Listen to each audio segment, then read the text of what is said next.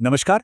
आज बात करते हैं दोस्ती और विश्वास की एक ऐसी कहानी की जो सदियों से हमारे दिलों में बसी हुई है। ये कहानी है कृष्ण और सुदामा की, जिसे नरोत्तम दास जी ने अपने काव्य सुदामा चरित में बहुत ही खूबसूरती से बयां किया है।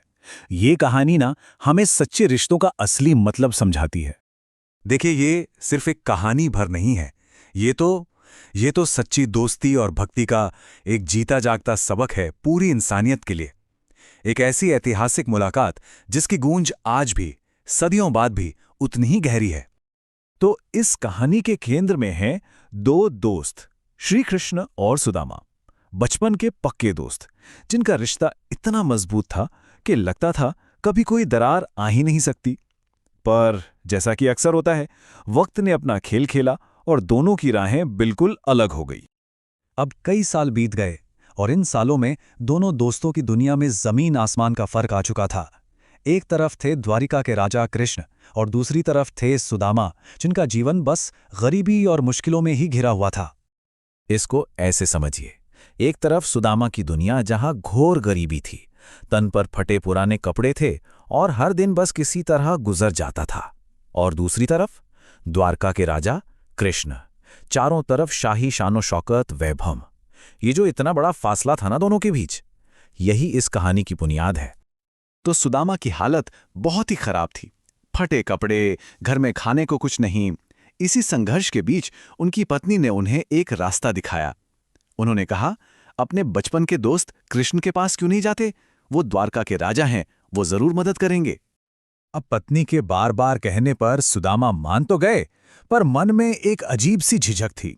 सोचिए जरा, इतने सालों बाद एक राजा दोस्त से एक गरीब बनकर मिलना, ये सफर सिर्फ कदमों का नहीं था, ये तो उनके मन का, उनके आत्मसम्मान का भी एक बड़ा इम्तिहान था। तो ये सफर, जैसा मैंने कहा, सिर्फ कुछ मीलों का नहीं था। ये सुदामा के विश्वास की असली परीक्षा थी।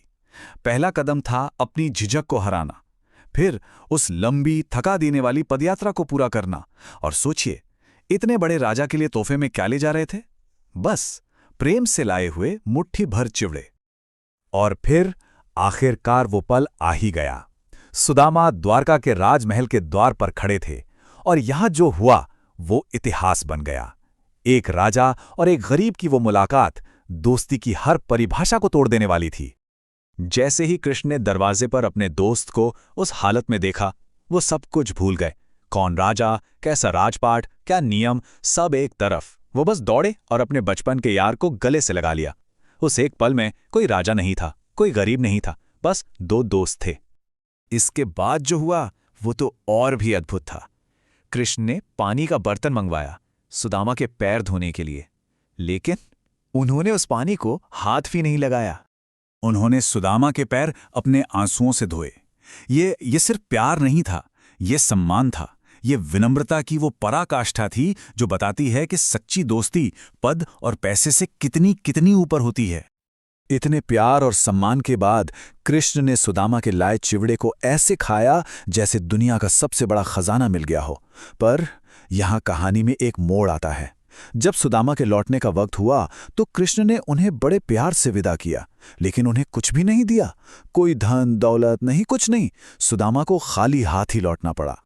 और यहीं पर कर्म का सिद्धांत काम करता है कि सच्ची लगन और सब्र का फल जरूर मिलता है, लेकिन हमेशा वैसे नहीं जैसे हम सोचते हैं।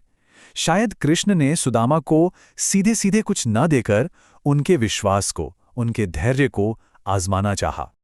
तो सवाल ये उठता है कि क्या सच में, क्या कृष्ण ने अपने दोस्त को इतनी तकलीफ उठाकर आने के बाद खाली हाथ लौटा दिया? ये सवाल उस वक्त सुदामा के मन में भी चल रहा होगा और यकीनन हमारे मन में भी आ रहा है। अब कहानी अपने सबसे दिलचस्प मोड़ पर पहुंचती है।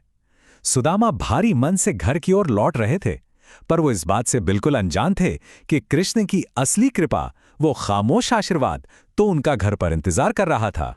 एक बार याद कीजिए, सुदामा अपने पीछे क्या छोड़ के गए थे?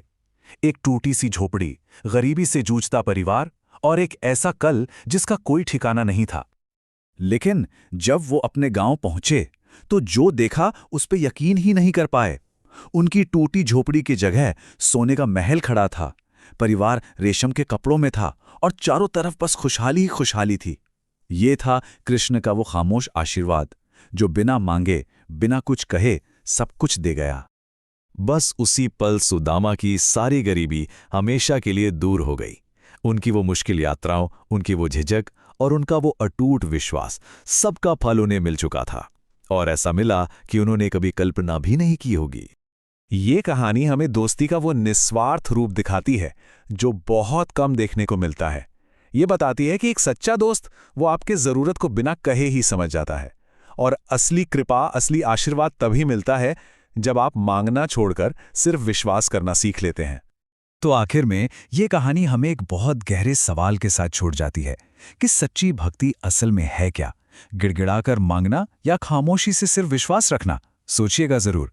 सुदामा ने कुछ नहीं मांगा और उन्हें सब कुछ मिल गया। शायद इसी एक लाइन में इस पूरी कहानी का सार छिपा है।